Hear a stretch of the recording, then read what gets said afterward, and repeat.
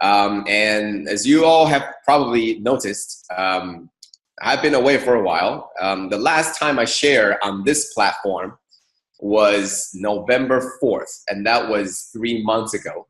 So I'm happy to finally get a chance to get back on track. And most importantly, I'm even more happy is that in the 3 months that I have been away, I have heard wonderful things about everybody, how diligent everybody has been, whether you have come to Taiwan on your certification trips, or you have made various progress in terms of understanding the Dharma and the Sutra. And I have heard great things. And thanks to Brother Yoping, who has done a wonderful and tremendous job in making sure that we continue to move forward. So in the 3 months that I'm absent, there are many things that I've done. And also, most notably also, is that out of the 3 months that I'm absent, 2 of those months were actually when Master were on the trip around Taiwan. And I was on both of those trips as well. And we've seen a lot. So coming back to the Wondrous Lotus review, it really made me feel that I have a renewed conviction in terms of what the sutra is trying to tell us. And it's always wonderful to be able to, dive in and then come back out a little bit and then dive in again. This is what Master had been talking about in these few days, is to talk about, and especially today, once again, is to talk about how the Dharma is actually received when you are among the people. However, it is even more so important that when you are among the people, when you go into the group of people that are ordinary, beings like ourselves, when you're with other people, you observe and you feel and you see where the Dharma is and you see where you fit in. And then you sort of withdraw yourself and you begin to contemplate, where does this sutra tell me? Or where does this Lotus review or Wondrous Lotus Dharma lead me? Out of all of this chaos, where does it all fit in? Then you go back in again, then you come back out, and all the in and out was just like what the Master said 2 days ago. It was completely at ease. There isn't a key that says, now I'm going in, now I'm coming out. No. You're in and out of all of these surroundings, in and out of all the situation, at ease, at any moment. When you think that you need to apply, then you're in. When you think you need to contemplate, you're out. But you're not physically in or out.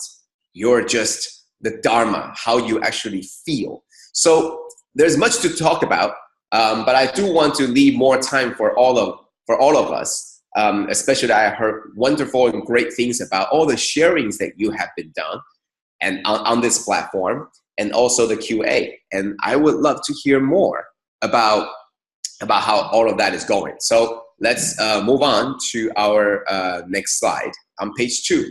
So this week, I would like to share with all of you about time and space and among all the sentient beings. So I wanted to share with you how the idea of the time and space, and understand that when I go back to our previous talks, whether it was in chapter 16, 15, or even 14, it was all talking about the transcendence. It was all talking about, it's not just about this time or space, it's more. So I wanted to go deeper. I wanted to stress the importance of understanding the scope of the time that we're talking about, the scope of the space we're talking about, and the scope of what it means to be among the sentient beings or among the people, the interaction with human beings. And then I wanted to talk about the transcendence. I wanted to talk about what it all means. What is this sutra trying to tell us? What is this chapter trying to tell us so far? And how can we see ourselves, see our lives in this sutra? So Master always tells us, Master always tells us that that the Dharma is actually around us all the time. It's around all of us. It's in our everyday lives. And it's actually very hard to see. It's kind of hard to see when you're driving how Dharma fits in. It's hard to see that when you are eating, how the Dharma will fit in. So one of the practice that I always do is that we do the reverse. It's actually easier. The reverse is how in the Dharma, in the sutra, can you see our lives? Okay, so instead of seeing Dharma in our everyday life, which in my belief or in my practice, it's harder. It's easier to see among all of the words, among all of the sutra, and this particular sentence or this particular paragraph, it will make me associate, it will make me remember and think and associate with something that I was doing yesterday or something that I was doing the day before. That is easier for me. So both of these are important to see our lives in Dharma, in the sutra, as well as to see the Dharma in our lives. Both of these are important for us to practice how to utilize Dharma in our everyday lives. If you don't see it in your lives, then obviously you're not going to be able to use it. And if you don't see the Dharma in your lives, or if you don't see your life in the Dharma, then these two things are separate. When these two things are separate, then you are also always actively saying, I am going to use Dharma now. And that means you are not using Dharma when you forgot to think about this. Just like breathing, when I was mentioning about before, just like breathing, you're not actively thinking, I need to breathe now. It's always there. So how do you make that? That will take some practice, and that would take the idea of overcoming yourself, transcending yourself. And that's what we're going to also talk about.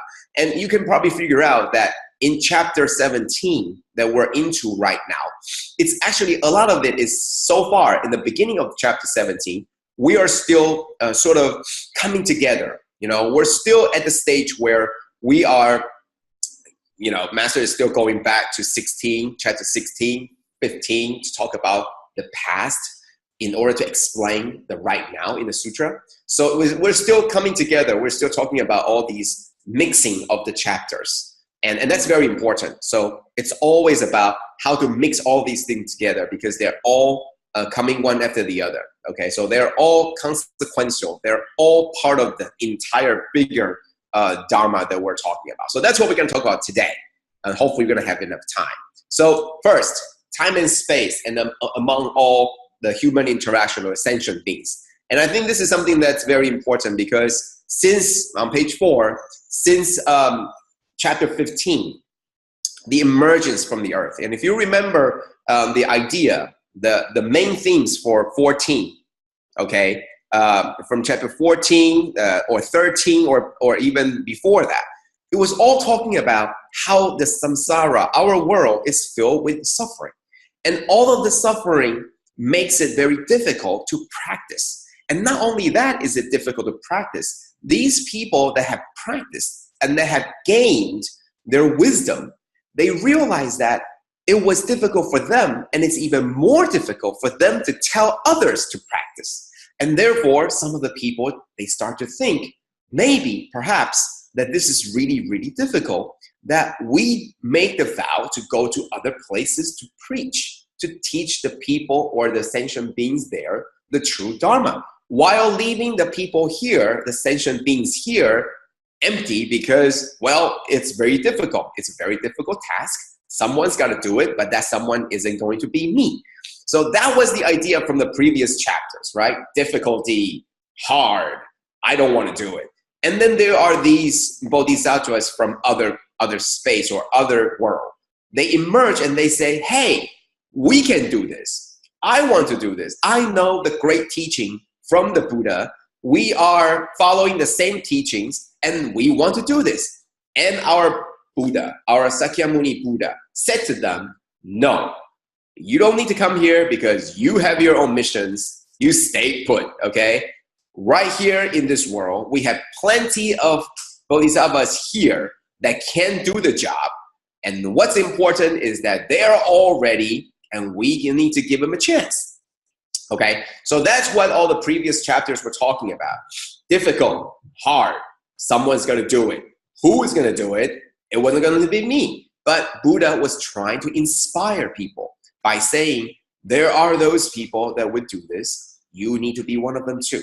Okay, so in chapter 15, all of these bodhisattvas from earth, from our world, from samsara, began to emerge, began to rise up.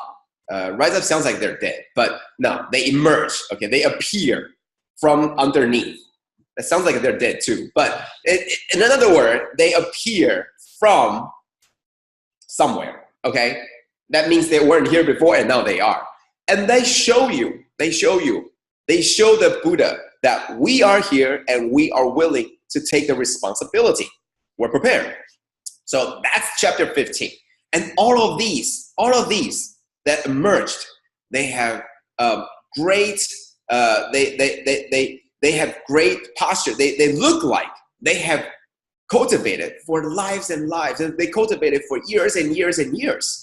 Okay, and that was chapter 15.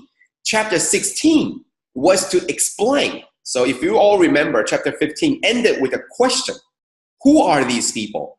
And how is it possible that they have already learned from our Buddha when our Buddha have only been enlightened for 42 years at the time of the sutra, okay?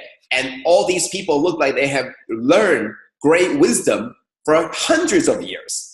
It doesn't make any sense. So chapter 16 was an answer to that question. That's the time. That's the pivotal moment. If there is a chapter you need to understand, okay, there isn't one chapter you need to understand. The whole thing you should understand. But if there's one chapter you want to go back to, it's chapter 16. It tells you more about the whole idea. So before chapter 16, we already know that the Buddha had multiple, all the lives before that he was enlightened. He had opportunity to learn and cultivate and make and sow the great seeds and also make great, wonderful affinity with all of us. That we knew. However, we didn't know that before this particular lifetime where he became the Buddha, that he was already enlightened. So chapter 16, break this news to everybody. Buddha said, well, in reality, I wasn't just, the king of the deer or the king of the elephant or the king of some kingdom or a particular cultivator. I wasn't just like that. In fact, the Buddha said, I have been enlightened for many, many, many lifespans. In fact, it was eternal. There wasn't a lifetime where he wasn't enlightened. In another word, that's how the Buddha was able to teach so many of the disciples even before this lifetime. That was before we recognized this Buddha as becoming the Buddha. But in fact, the Buddha had already been enlightened many, many, many lifetimes, and in fact, eternally for before. So that breaks the news. And then that breaks the idea where Buddha was enlightened this lifetime. It was actually in many, many lifetimes already. So that breaks this idea that it was now and here. It was actually breaks free from the space and the time that we have come to associate. It breaks free from the now. It's only now, only 42 years. It's only this lifetime that Buddha was talking about the sutra, the Dharma. The Dharma has been around for eternity, but it wasn't the 42 years only. It was more than that. In fact, the person, the very Buddha that was explaining the Dharma was also for eternity. So don't just think that it was now and then. It was Shakyamuni Buddha. It was from the day that he was born until the day that he went to nirvana. No, it wasn't just that. It was more than that. Chapter 16 talks about that. And it gave us many different, one of the analogy that was talking about the doctor was talking about, well, the reason why the doctor has to leave was because the children no longer feel that the medicine was worth it. Therefore, the doctor felt that there was no use. there's no point to stay longer. And therefore, he chose to go to another world to continue his work. So he was going from places to places to preach, to teach the Dharma, until the beings there, the people there, the children there, deemed this unnecessary. Then he felt that his views were up, and then he would move on to a different place to teach. And that's what the story was talking about. So it was eternal lifespan, not just one. So now we're moving on to chapter 17, distinct merits and virtues. And that's the time when we really need to completely feel that this is a brand new beginning. Why is it a brand new beginning? Because now we're talking about things not just in terms of Buddha's past, where he was still cultivating. Now we're talking about the Buddha's past, or in other worlds, or in other time, or in other beings, where they were exactly looking and listening to the same thing that we're looking and listening right now, which is Buddha's teaching. In all these different worlds, in all these different time and space, same things are happening. The teachers are teaching the Dharma. And this teacher wasn't just a cultivator. This teacher was in fact already awakened. It was already enlightened. That was the Buddha himself in different worlds, in different times, talking about the same Dharma. Talking about the Dharma that is necessary and accommodated to the people there. So all of this should make us awaken. And trust me, for me, it was a different experience too. After 3 months away from this platform, and out of the 3 months, there were more than 2 months when the master did not come out and do the live, the morning lecture. I feel that I was drying up too. You know, yes, I was watching the video. Yes, I was listening to the sutra. I was listening to the sharings. I was actually listening to master as well, just not the sutra itself, not the morning lecture.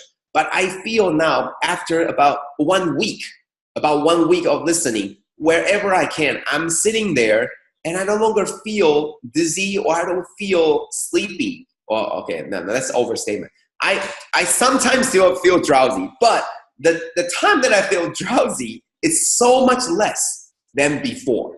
I felt every word and sentence, everything that Master was talking about really meant something. It's not just a story that she was telling. It was more than that. It wasn't just an analogy that she was giving. It was more than that.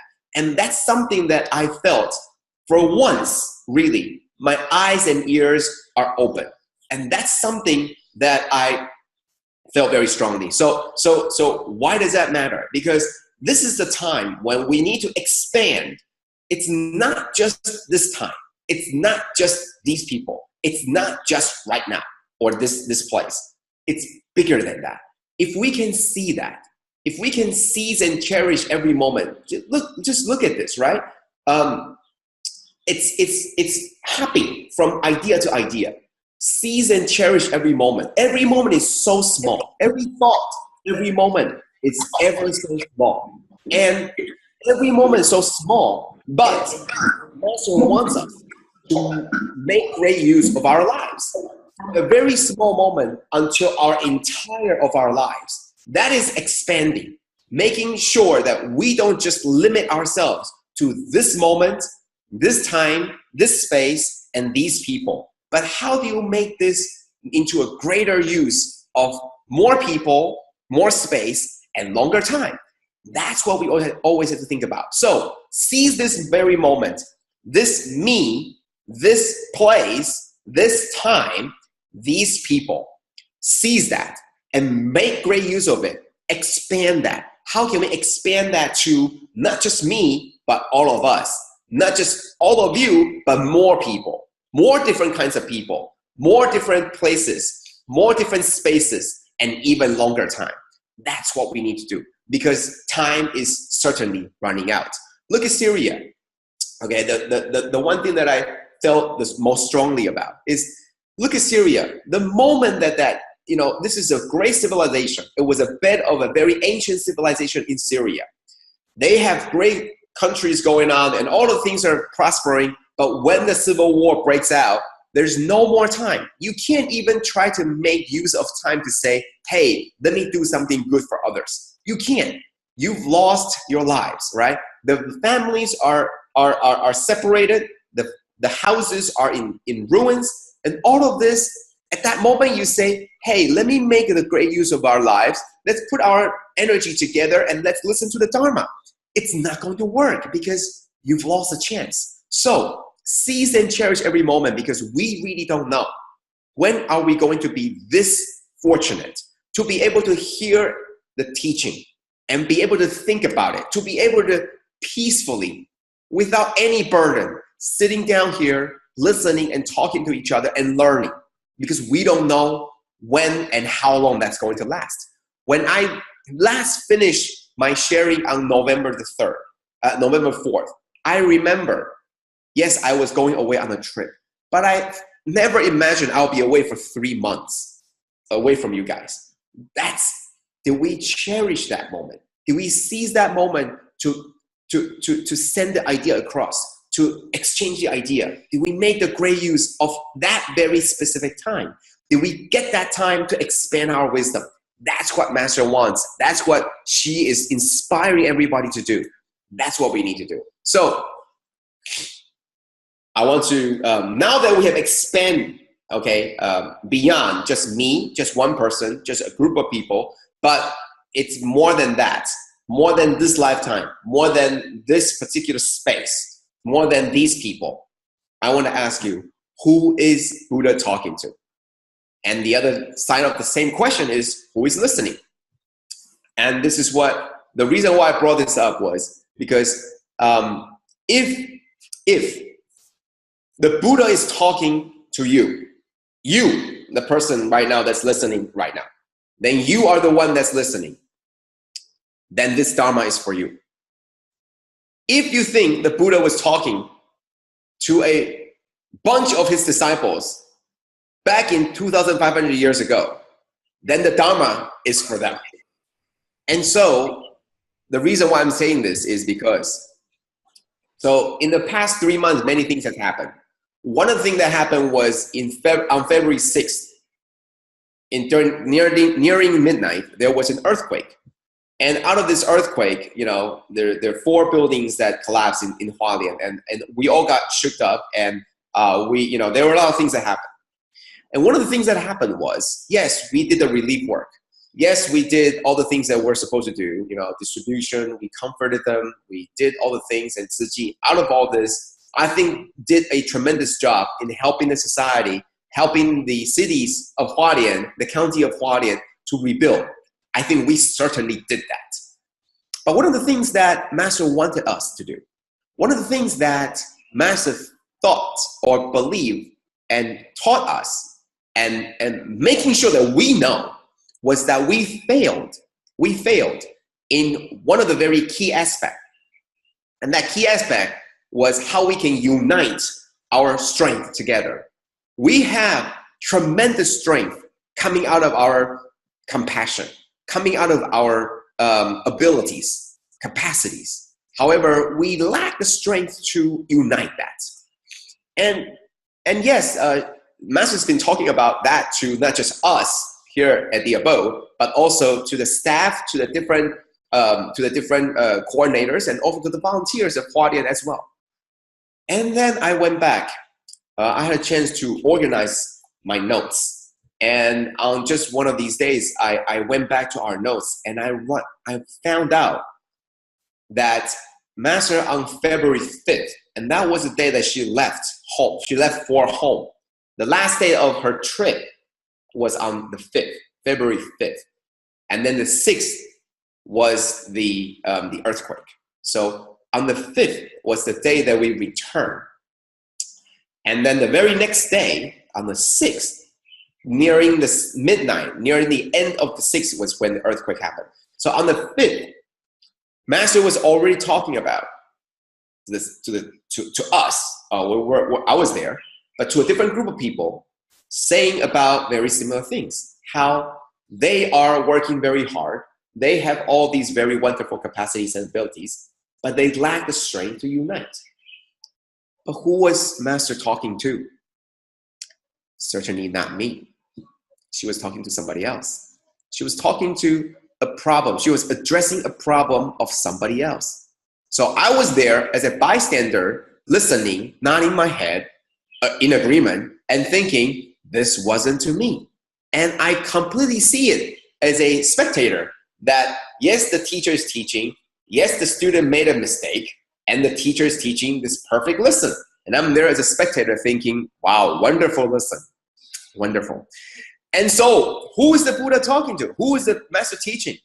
Not me. I don't know who she's talking to. I think she was talking to this group of, disciples who did some mistake, who made some mistake. But she was certainly not talking to me. So who is listening? I don't know if they're listening, but it certainly wasn't me. I wasn't listening. And guess what happened? On the 7th, we got the same exact lesson hammered onto my head. It was hammered like drill in. And that was how bad it was. Because we always think the Buddha wasn't talking to me. The Buddha was talking to somebody else. All of these lessons, time and space. Wow. Wondrous, crazy talk. No, it wasn't crazy talk. It was amazing talk. But it wasn't talking to me. So if Buddha wasn't talking to you, you sure wasn't listening. You sure weren't listening. You weren't listening. You were just thinking that was somebody else's problem, somebody else's business. Somebody else raised their hand thinking, this world is too hard. I'm not doing this. And you go like, yeah, those are bad people, bad disciples. I'm never going to be like that. Really?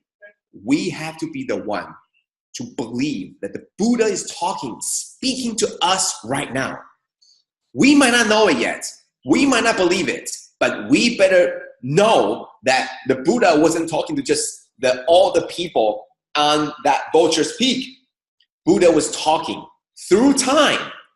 Remember, break free from the space and time that it was only at vulture's peak, that the Buddha was only talking to these people at that time about this. No, the Buddha was talking to all of us at this time in our space to the problem that we need to address. So who's listening? Are you? So this comes down to this particular transcendence. You need to transcend. Transcend what? Coming back to the four wisdoms. This is something that we always talked about. Transcend. Don't just listen. Don't just hear. We hear Master's teaching.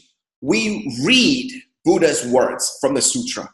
But can you really see what's inside? Can you really hear what Master is trying to say? Can you really see and contemplate and know that this is really talking to me, talking to us, talking to our problems, talking to how we can address our problems? If you can believe that, then that is transcendence. That is called turning consciousness into wisdom. Turning our ears and eyes and nose and tongues and sense and mind, turning all of the words that the Buddha was speaking to others into wisdom that the Buddha was speaking to me. Out of all the words, you see yourself, you see your life, you see your problem in the Dharma. And then you will be able to see the Dharma in your life, yourself, your problems. Only when that happens will you be able to combine your life and Dharma, because you begin to see each other. You begin to see Dharma in you and see the you in the Dharma. Then there will be no break in terms of, now let me begin breathing. Breathe in, breathe out. And if you forgot in one moment that you need to breathe, you pass away. No, it doesn't happen that way. It takes time and practice to merge something that wasn't there but was already in you, to awaken that, to awake that what's already in you and make that part of your life. The moment you do that, that's when you have the Dharma in your heart. That's when the Dharma is in your action. Because your heart will be in Dharma, your action will be in Dharma as well. So that's transcendence. And that is my sharing for today. I hope that through this sharing, we could all see that the sutra means more than that. It's not just the words put together by the founding disciples for the sutra. It's not just the words from the Buddha speaking to a particular group of people in this particular place. It's more than that. Can we see that? And if and when we see that, that's the time when the Buddha's heart is truly our heart.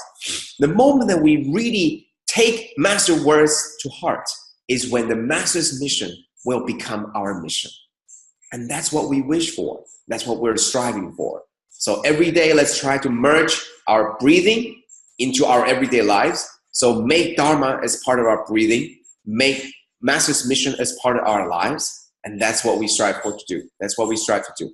So thank you all for listening, and I'm going to open the mic up to other people that we could share and listen to everybody's thought. Thank you.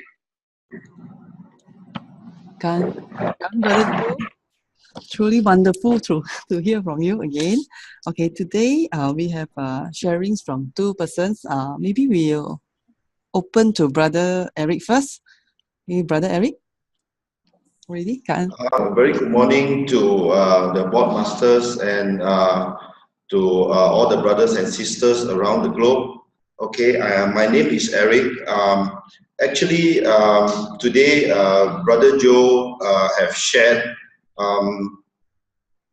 things that 2 years back I've been learning into. Okay, actually the path that I've gone through is started from Sister Gyoklan, who brought me to this English Dharma group that is back in, I think, 2016. I think it's in March. Actually, Dharma to me is, I'm zero in Dharma. So actually, basically, it's like I could not get any feel of the Dharma at that moment. Okay, but from there I learned, and I want to thank Sister Tzu Chi, Brother Jeff, Sister Tammy, Sister Irene, and so on, to give me a brief insight of the Dharma.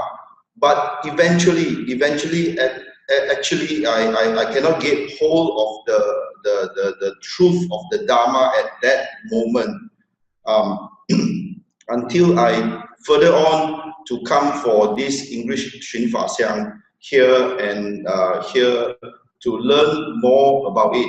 And from time to time, I learn and I try to basically gel myself into it, but it's kind of like difficult to me, basically, and I don't really get the feel of it until there is one time. Actually, I followed the entrepreneur group to go back to Hualien, and actually it's an affinity, basically, because after the entrepreneur group convention, right, I've extended my stay, and of course with my home sister, when we meet each other on the last day, and we actually, for the whole planning is we want to explore Taiwan, but at the end of the day is like when we met, we just tell each other that okay, we go back to Hualien. So at that moment, we go back to Hualien, and we explored Tzu Chi more, actually. So from that time, I have met with one brother in the abode that he have shared me one story of the Statue of Liberty, and this really gave me a very big impact on myself, on my daily life, and so on for the next 1 year. So actually I did practice, or I should not say practice, but actually if I encounter any problems or afflictions or anything, I will take this model to solve my problem, but it cannot really solve like 100% or so. But I have to tell myself that this is the story, or this is the sharing that this brother gave me. is something extraordinary that I can feel it. It is very useful to me. So I practiced that for, I think, probably a year. Actually, I don't really remember the dates until today. I need to share that. I look back at the date. It's actually a 1 year thing. So I found that this brother will be coming to Malaysia. So in my heart, it automatically tells me that is kind of like to me is really like I want this brother to know that my progress. But when he came and I'm trying to ask where is he and all these things, right, I could not get the answer. And on that day itself, I need to be a volunteer to set up the English camp. I think it's back in July also, or August, somewhere there. So my heart feels that like I really want to meet him, but eventually it doesn't really works out. So what tells me that is I need to carry on to do what I'm supposed to do.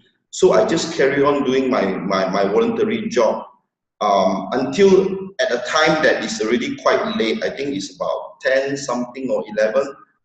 Then my siblings, brother Edward also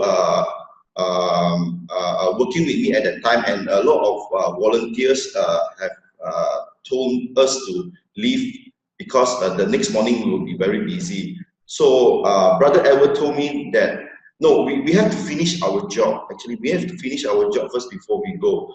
So eventually I keep on doing until at one time I heard his voice. And suddenly my heart felt very, it's like kind of sudden. So it's like I think is in reality, to me, it will not happen in this way basically, but it really happens. And when I heard his voice, then automatically I turn off my head and I call him, Brother Joe. And he really responded, you see. So I doesn't know how to really explain the expression now, but at that moment I feel like he have taught me a lot of things, and from that day onwards until today, anything that I go through in my head, I will just think of the things that he have taught and he has shared. And it really changed me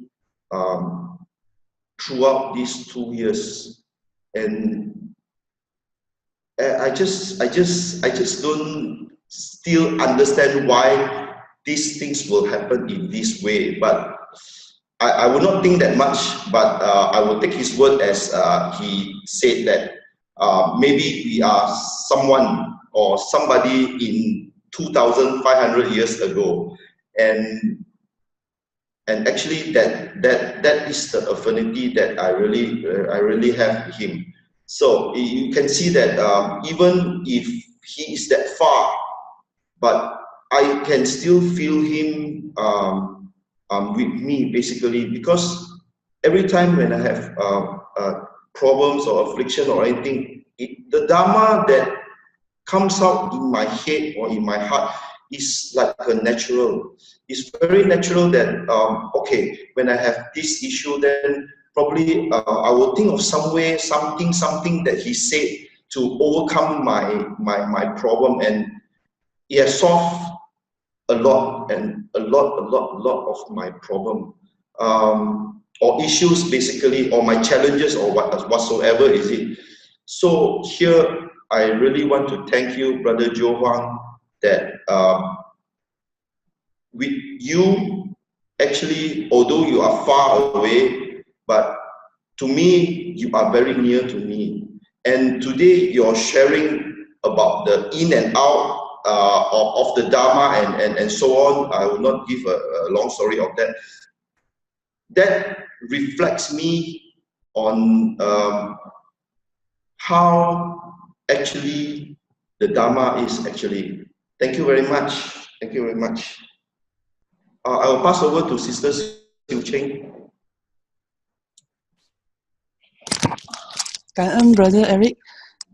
Affinity is such. Okay, the next person to share is also related to Brother Eric in another way, which is Sister Gyolan. Actually, there is no purpose. We didn't like purposely select these two persons. Somehow, after hearing Brother Eric, we could feel that affinity and the causes and condition which Master have mentioned, it truly works. Today is the first time Brother Joe shared after 3 months, and Brother Eric. To Brother Eric, Brother Joe is his great benefactor. Also to us, we are also very thankful to Brother Eric because you're also representing many of us who have benefited so much from Brother Joe sharing and Brother Yo Ping. Okay, the next person is Sister Gyolan. Actually, we have tried asking Sister Gyolan several times, and finally today, just rightly, Sister Gyolan is ready to share. Okay, over to you, Sister Gyolan. Amitabha and good morning to Master and brothers and sisters. I'm Yoklan. Actually, yes, it's a little bit crazy, I think, this morning because whatever that I want to say, it's kind of like coming. This morning, Brother Joe has mentioned about sometimes we just kind of like have a rest, sometimes then we go a little bit fast, and yeah, I have to confess because sometimes I don't really come to Xun Fa Xiang is because too much of information and I need to digest slowly. So I actually started Xun Fa Xiang I think in 2016, I guess.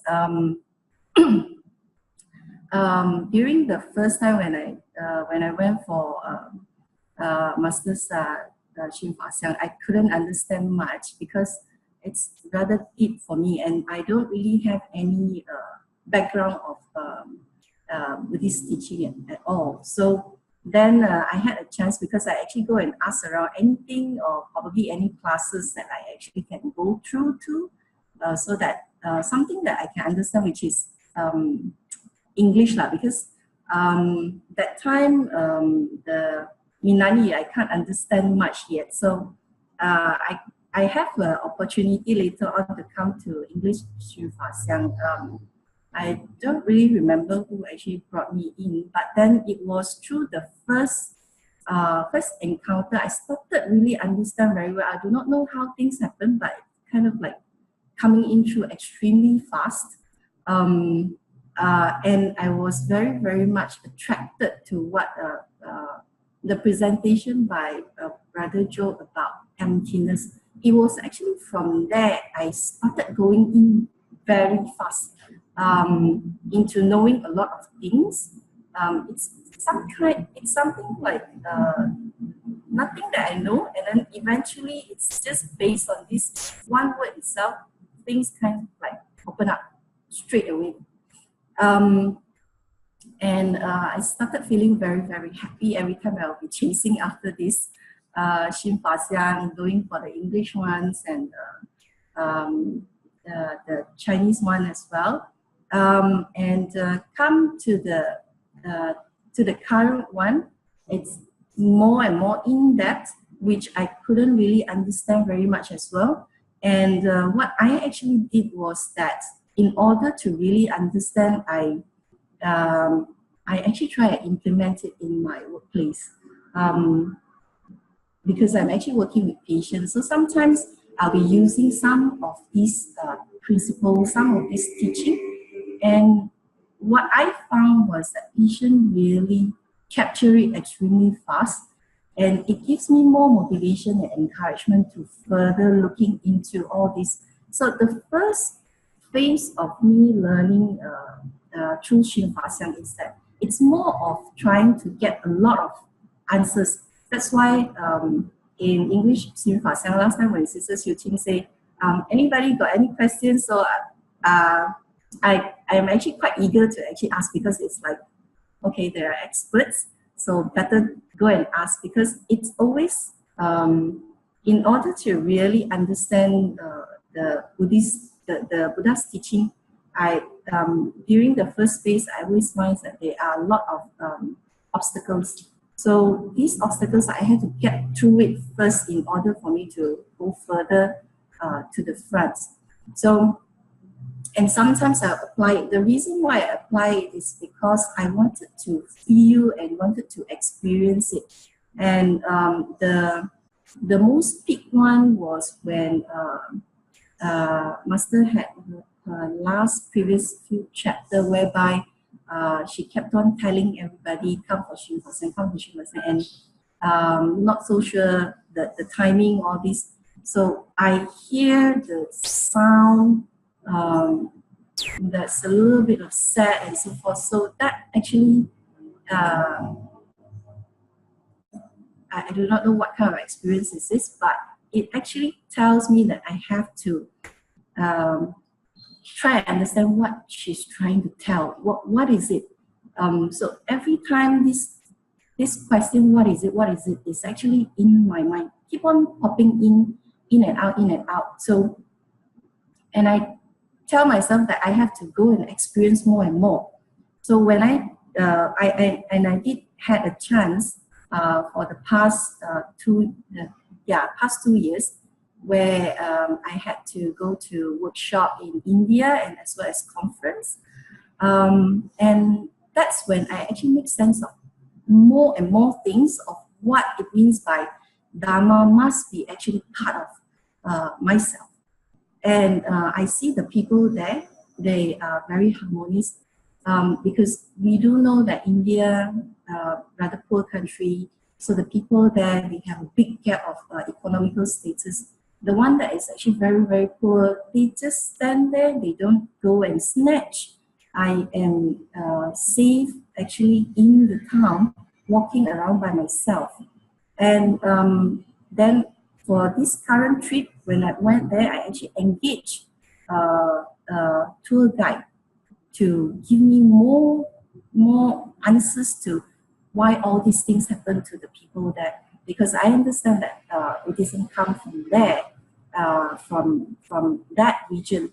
So I actually wanted to know what's going on. How is this religion come about? So it's more of like trying to find the root to all the answers, how this thing actually come about, how this religion come about, how the principles is actually developed from there, so that then I can start fixing my own brain box. It's sort of like trying to put all the puzzles together, trying to understand, but which is definitely, it's not going to happen to complete it in this life, I guess.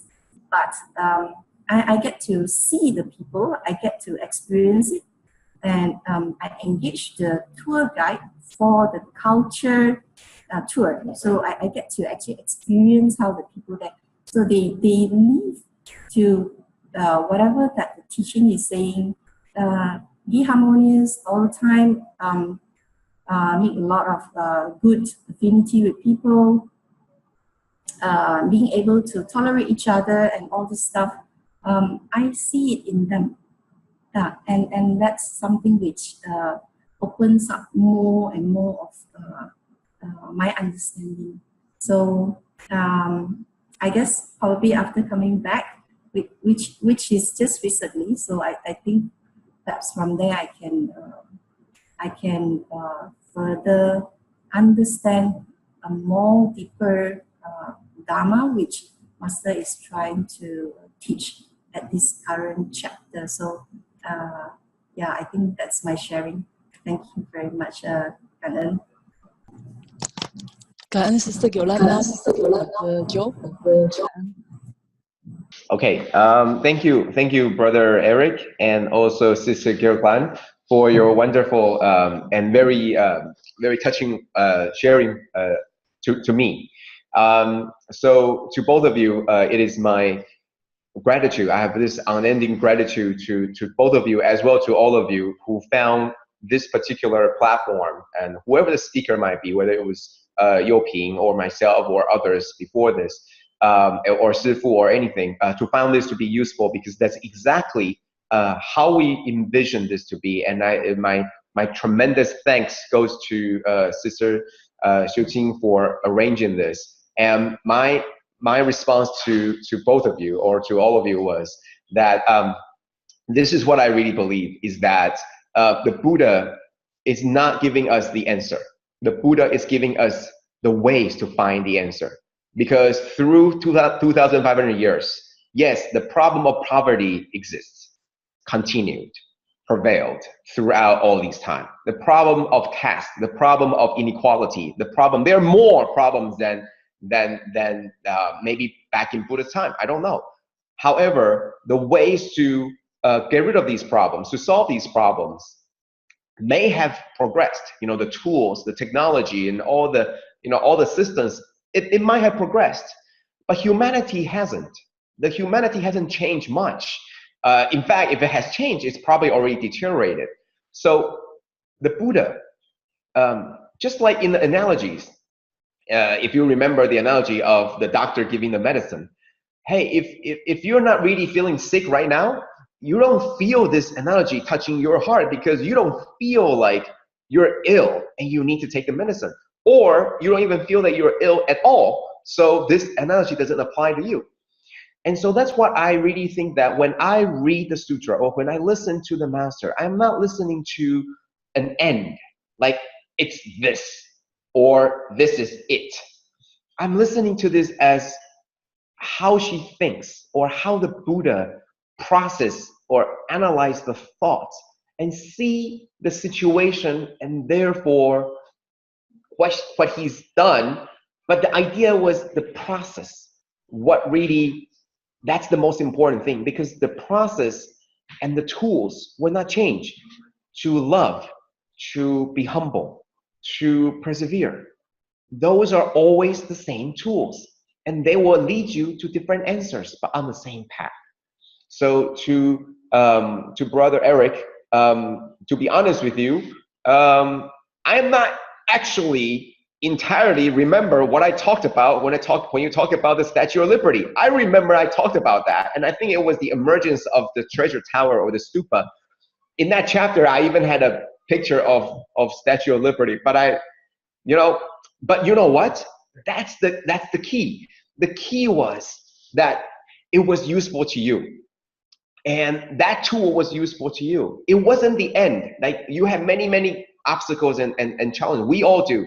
But that was one of the ways that helps you find a solution.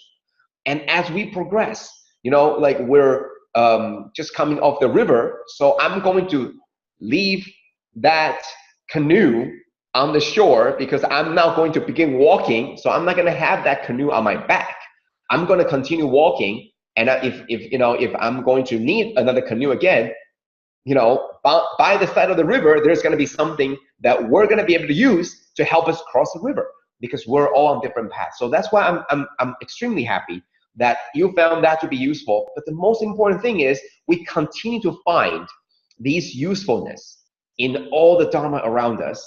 And then also that canoe that you have used, or whether it was Statue of Liberty, or it was a canoe that you have used, you leave it down there after you have used it, and after you have really completely make it into yours, you leave it there on the shore, so other people, when they need to, they will also use that too. And that's this idea, is always finding our ways to help us find the solution.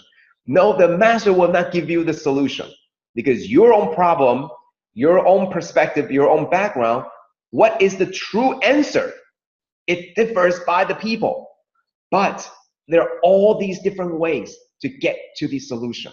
That's what the master was talking about. So coming back to chapter 17, all the distinction, if you remember all the things that master has been talking about in the past 7 days or 6 days, it was all about all these different numbers, right? Millions and 300, it was 680, right? 680 billions and millions of all these bodhisattvas in all these different worlds, ground into sand or ground into very, very fine particles, and all of that. And they're all doing different things, right? Some of them were doing toroni Okay, so they're all doing different things, right? Some of them were spinning, okay, spinning Doroni, right? And then some of them were only preaching. Some of them were very, they persevere, or all of them are doing different things. So one question is, what is this all about, right? Why are you telling us all these different worlds with all these different people doing all these different things? The idea was they all have their own problems to face. They are all finding their different ways to get to their answer. And the idea is the answers, the ways are all different. And that's what the Dharma is. There's only one Dharma, but it gives rise to all these different ways. And all these different people are finding different ways to solve their problems. And now they're doing more than that, right? Some of them have already achieved the first ground of Bodhisattva. Some of them second, third, fourth. However many that there might be, there are different levels. That means they're going up the scales in terms of difficulties of problem. Some of them are tackling easier problems like, oh, what do I do with my own affliction? Some of them were spinning or turning the Dharma wheel. Means now that it's not just you understanding, but turning it so that other people's perspective, they can understand as well. That's called turning the Dharma. So turning the Dharani is the same idea, that there are people that are just beginning to understand. There are people that are just happily understanding. And there are people that not just understand, but turning the Dharma wheel so other people can understand. All these people, they're on the same track, doing different things to solve their own problems. And that's what the Buddha is telling us, empowering us with the ways to overcome our difficulty. That's transcendence. How we can move beyond our ears and eyes and nose and mouth, to move beyond their basic functions, but to hear more, to see more, to smell more, to taste more, to feel more. And that's what Master is trying to tell us. Not like you need to feel touched, you need to feel hurt, you need to feel warm. No, but expand, and you will know. You will know more beyond that. And the moment you know more, contemplate. What does Master teach us that what we can do? Those are the tools to bring us closer to the answer that we finally seek. Okay, so thank you both for your wonderful and very heartfelt sharing. And yeah, I think it would be wonderful if one of these days, Sister Gyolan, you give us an opportunity to share with us, how you truly, what you see in India, or what you saw in India, and what makes you feel, or what was the growing lesson that you get from there. I think those were wonderful too. I mean, these are the true lessons, not just the outcome, but the journey, that we're in this together. So we're especially happy that when we journey together, the two of our brothers and sisters were able to share with us that through this journey, the joy that they feel. So it's just like what Master said. Today, both Brother Eric and Sister Caroline share with us their joy. That's the first ground of the first place of the 10 different settlements, or 10 different steps of Bodhisattva. And that was joy. The first is you need to feel joy. And it's hard to feel joy when you're confused. So just like what Sister Gyolan said, right? Ask questions. And the answer isn't there. What we gave to each other isn't answers. Are ways for you to find the answer. Just like the Statue of Liberty, I still don't know what the answer was. I still even don't remember what was it about. But I remember going up the statues and seeing something. But see, that was how we can find the answers together. And that was the journey itself. So thank you both, and thank you all for making us part of the journey to find the answers that you seek. So thank you. That's our sharing for today. And I think that's enough time for all of us for today. So thank you, and back to you, Sister Chao-Ching. Thank you. Okay, 感恩 Brother Joe, Brother Joe Huang, Brother Eric, Sister Gyolan for the wonderful sharing for today. Our Sister Gyolan, you have heard Brother Joe, right? You still owe us the trip to India, the insights. So we hope to hear from Sister Gyolan again, part 2. Okay, by the way, sorry, next Saturday is the Global Commissioner Training. Hey, hello, Brother Yop Peng, Sister Chinsei, Sister Chinsei, right? Oh, Okay, sorry. Okay, I'm distracted. Sorry, next Saturday is our Global Commissioner training. So there won't be any Saturday talk because we have to, all of us have to go for the commissioners have to go for the training. Okay, best wishes to also the next Saturday, which is the third Saturday, we'll gather here again to hear life wisdom from Hualien. Okay, thank you, Pusa, for your presence today. Hope that each of us could sustain the Dharma joy and take in another piece of Masters and Hualien love to our life. Let us please make 3 bows to the Buddha and Master Cheng as we depart to apply these teachings in our daily life. Let us pay our respects to our teachers of life, universal truth. Everyone please rise, palms together. First bow. Second bow.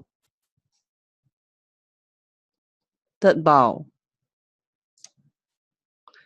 Thank you everyone for your presence. Thank you, Brother Joe, Yoping, Brother Yoping. Sister Chinsei, good to see you there. Seize every opportunity to seek Dharma from the best, the teachers there. So funny. Okay, bye-bye. Bye bye.